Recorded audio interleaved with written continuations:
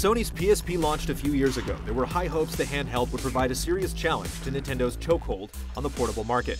Though the Nintendo DS ultimately mopped the floor with the PSP here in North America, Sony hopes to make a comeback when its newest portable, the PlayStation Vita, launches on February 22nd.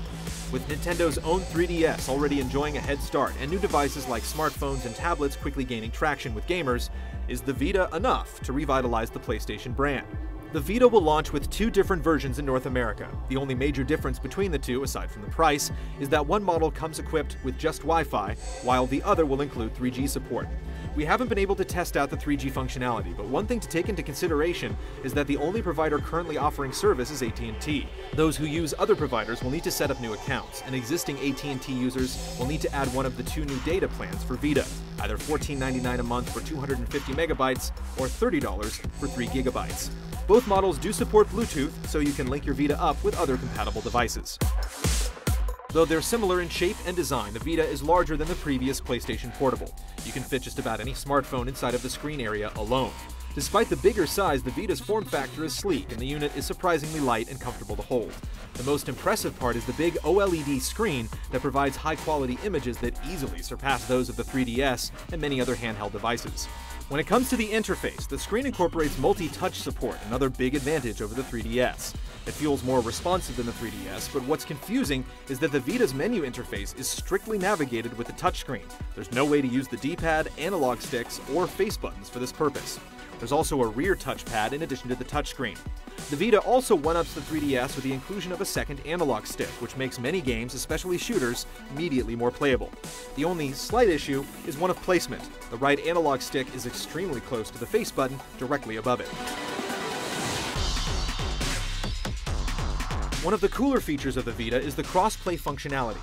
You can start up select games on the PS3, then transfer your progress over to the Vita and resume playing on the go.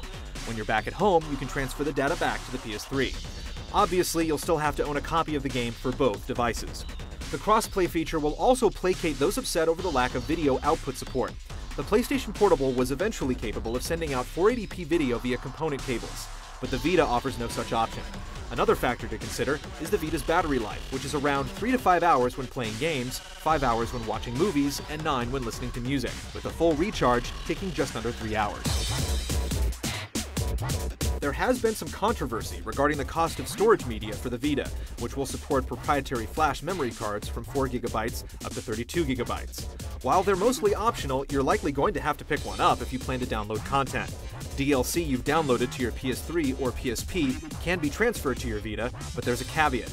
You can only have one account tied to a Vita at a time. Also, though the Vita is region-free when it comes to physical games, digital content is region-locked. Currently, the Vita will play digital copies of your PSP games, but those of you with physical copies are out of luck, since Sony has no plans to bring the UMD Passport program it offered in Japan to North America. Navigating through the Vita's many menus is relatively easy, even if the layout is a bit awkward. Sony's included a few apps to get you started, including one called Welcome Park that gets you well acquainted with all the Vita's cool features. There's also Near, which is Sony's version of Street Pass, where your Vita will communicate with others nearby and allow you to communicate in various metagames. Popular apps like Netflix, Skype, Twitter, and Facebook are available too, with more coming sometime after launch.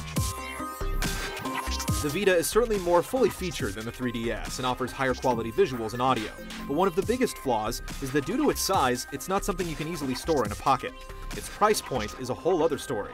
The Wi-Fi only model is $249.99 and the 3G model will retail for $299.99. Far from cheap, and when you factor in the cost of all the accessories you'll likely need to buy, as well as a data plan, the total cost balloons even further. When it comes to what's under the hood, there's no question that the PlayStation Vita beats out its competition while at the same time offering a wider range of content. But just like any other new piece of hardware, it all comes down to the games. The Vita's launch is far from shabby, with the likes of Uncharted and Wipeout peppering the lineup. If you pick one up at launch, it's very likely you'll have quite a few games to keep you busy and adequately showcase your new toy.